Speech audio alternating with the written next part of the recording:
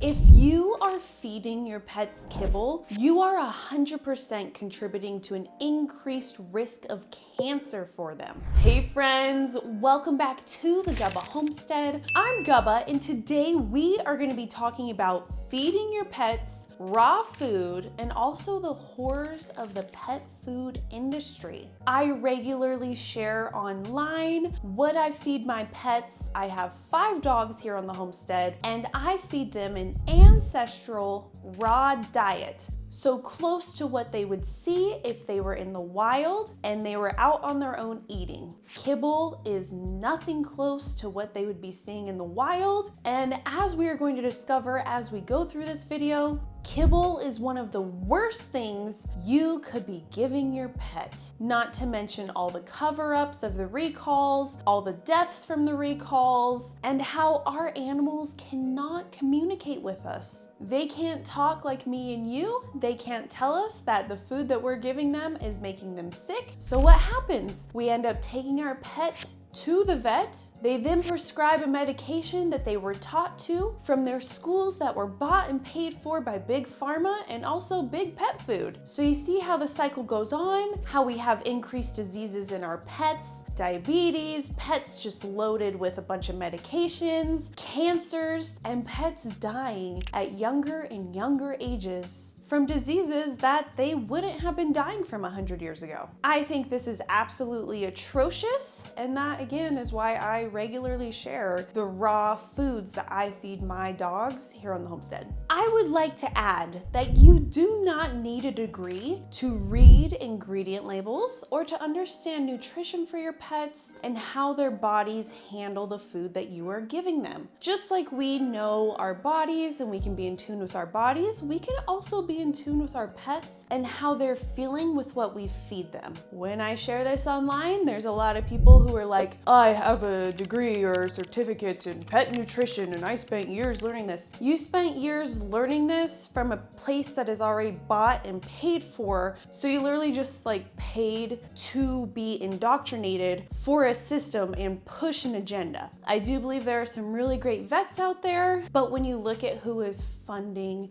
the schools, where the money is going, how the FDA plays into things, it becomes pretty apparent that the pets are not at the front of our care like they should be. So you, as the owner, need to take accountability and take matters into your own hands. And what I have here in my hand that I thought would be useful for us to dive into is the ingredients list on a popular kibble brand.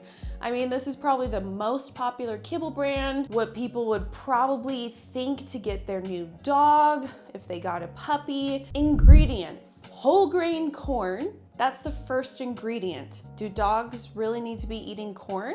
Okay. Poultry byproduct meal. So what, we will get to byproduct in a moment. Corn protein meal. So nowhere yet have we had just plain meat. We have the byproduct, we have corn meal. Oh, animal fat preserved with mixed tocopherols, meat and bone meal, soybean meal, beef.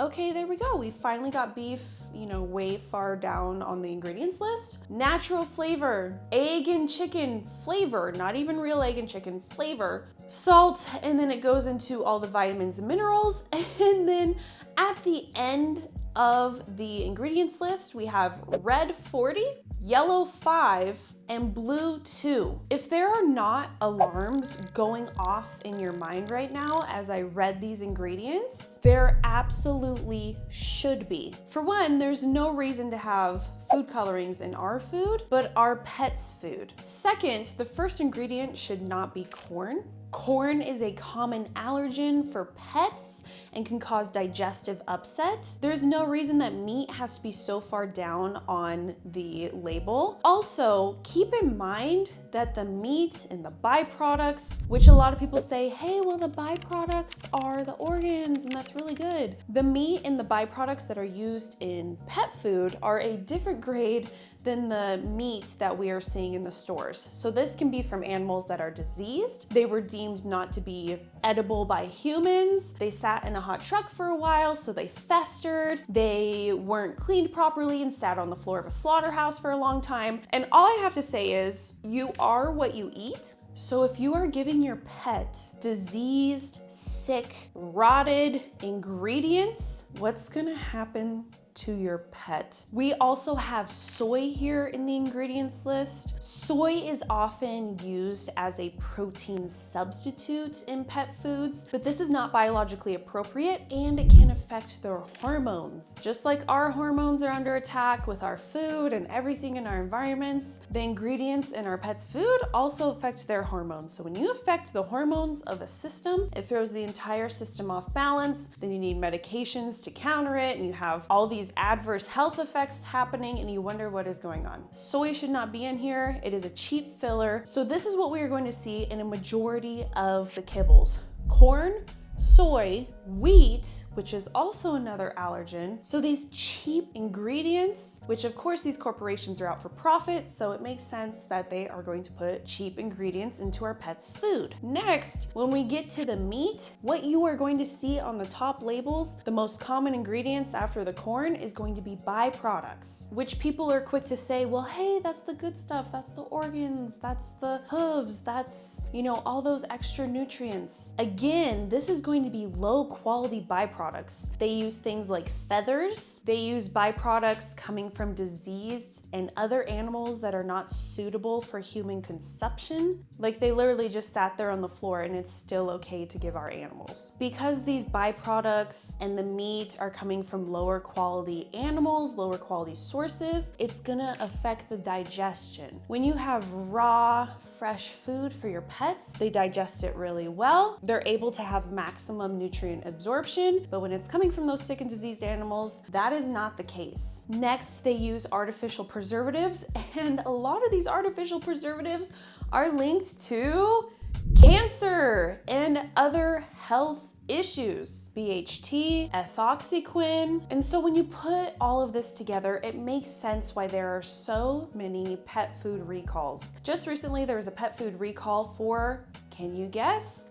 Metal piece contamination. Not only that, there's been recalls for plastic contamination, and there are other recalls due to mold contamination, toxin contamination. What is going on in the food processing? You know how you can cut down the food processing? By feeding raw. And if you join communities where people are talking about what happened to their pet after consuming some of these kibbles, it is really sad. Companies do not take accountability. Three-letter agencies are in bed with them and they actually protect them. And something that I found interesting a few years ago when I was on a journey to feed my pets a better diet, there was a recall for higher quality kibbles. So there are higher quality kibbles that don't have the byproducts, they have real meat, they have real ingredients, and I absolutely love that. But the FDA, as these were getting more popular and people were looking to alternatives because they were tired of their pets dying in excruciatingly painful and disturbing manners, all of a sudden there was a recall on these healthier alternative kibbles. So you're sitting here thinking, wow, what are the odds that these healthier kibbles are starting to get more popular, and then all of a sudden there's a recall because of the potato filler, it's causing heart issues, and it may have been.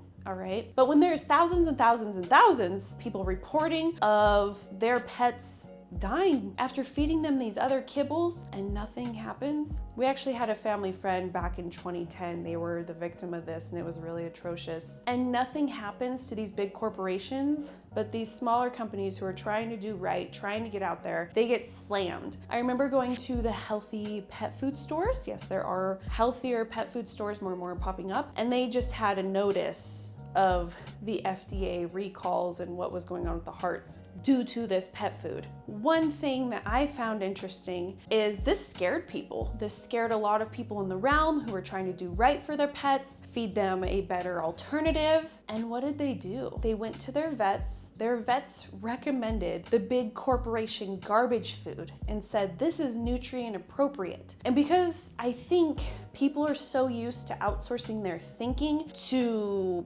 people who paid for pieces of paper and to have credentials and licensing. They just stop thinking for themselves. I mean, it's as simple as going through the ingredients list. It's as simple as paying attention to your pet. How's their coat? How's their teeth? How's their overall health? And so when you think about this, what are those professionals learning in school? Who's funding those schools? Wouldn't it make sense that yes, they are going to recommend these garbage corporations because that's what they learned in school? It's all about the funding. It's all about where the money goes. So what is the solution to all of this? Well, in my opinion, it is feeding your pet a species appropriate diet. And if you haven't caught the hint yet, that's not kibble. Again, I will admit there are better kibbles that are coming onto the market because there is a increased demand for them, and I totally appreciate those. Make sure to soak your kibble before you give it to your pets for about 10 to 15 minutes because that helps with their kidneys and processing the kibble. If you're going to go that route, there are additives you can do, but really feeding raw is the best thing you can do. So let me break down how easy the raw diet can be. I follow a BARF model. That's literally what it's called. It stands for biologically appropriate raw food. So how I do that is 70 to 80% of what my dogs get is muscle meat. I source from my butcher, which they can be an amazing source for because a lot of people don't want their scraps. The butcher doesn't want the scraps. Often they'll just toss them into the garbage. And so I get a big box of scraps of meat, bones, and organs for 80 cents a pound. 80 cents a pound. All right, so feeding raw doesn't have to be expensive. You can also ask your butcher to dumpster dive, which I do. Make sure to always get permission though. You never want to trespass. And then the 10% range of the organs, 10% range of the raw bones. And then there's a maybe 5 to 10% range of raw fruits and vegetables. I leave that up to my dogs if that is what they want to be eating, because as you will notice, animals, they know what minerals they're missing. So when you give them this biologically appropriate platter per se of different things to eat, they will pick and choose based on their deficiencies and what feels good for them to eat. So that is the overview of the rough percentages following the BARF model that I give my dogs. How I source this meat, again, is from scraps from the butcher calling and saying, "Hi, do you sell dog food?" If they don't sell dog food, ask, "Do you sell scraps?" So trim meat, organs, bones, and then asking, "Can I dumpster dive at the end of the day?" That is a great way to get bones for free. That is a great way to get trim for free. Feeding this way improves their coat and their skin. You'll notice a lot of dogs who are on kibble have a lot of allergies or they're having hot spots. This is because of the things like the corn, the soy, the wheat, common allergens, because the dog system is like, hey, I don't know how to process this. Also, dental health, when you are giving them those bones, which have the added benefit of the marrow, which is so nutrient dense, the bones help clean their teeth. My dogs have plaque-free teeth. Seriously, their teeth are absolutely immaculate. Also, they have this enhanced digestion. They're able to absorb more nutrients, and that leads to a reduction in bloating and gas. And this sounds so silly, but their piles, their droppings, don't smell as bad as a dog who is eating kibble, and they are, for the most part, smaller and more manageable. Like, you think of a dog pile and it's absolutely disgusting.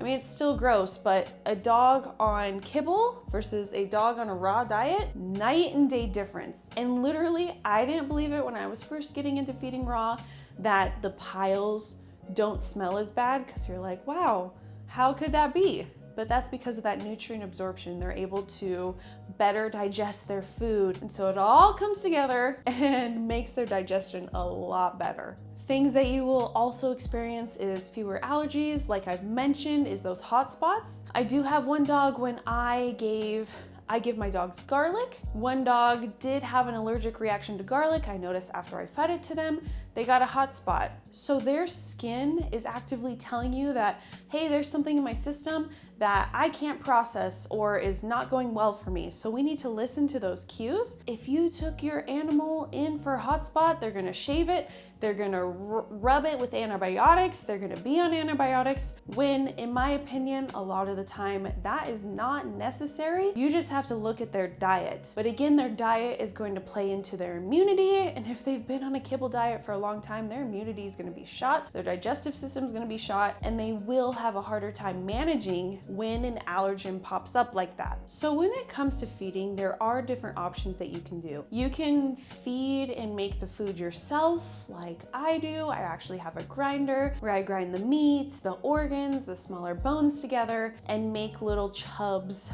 of raw food. You can also give supplemental treats, like I will give my dogs just whole organs like hearts, lungs, lamb fries. You can also get pre-packaged raw food. There are patties that you can get that are already formulated with the 70-10-10-10 ratio that are made with whole foods already ready to go. You can also get cartons that have minimal ingredients, raw food formulated, ready to go. These are going to be more expensive options. You can shop sales if they ever go on sale. Honestly, my favorite is just going and sourcing direct from the butcher, as my dogs love that. The system wants you to think that feeding raw is expensive or it has to be. And again, yes, if you're buying the pre-formulated, those do come with a price tag, but keep this in mind. When you are investing into their diet, you are investing into their future. So it's investing into the food now, so you don't have to pay the vet bills later, or you're feeding the garbage kibble for cheap now, and you're gonna have the vet bills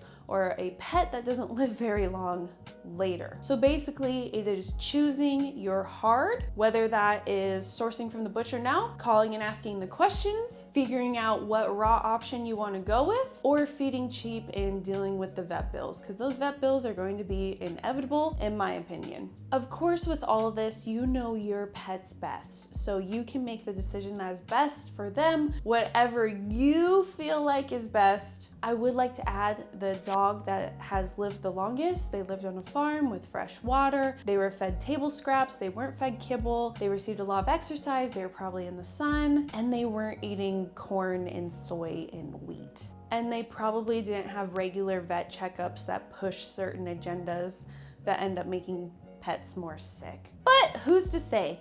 You're to say. You get to make the decision. This is just what I do on the homestead, and my dogs are thriving. I will never not feed them raw, and I will never feed them kibble. Literally ever. So I hope that this was helpful. I hope that this is encouraging, because you absolutely can. It's more accessible than you think. You just have to choose your hard. You just have to do it. So thank you so much for watching. I appreciate you being here, and I'll see you guys next time.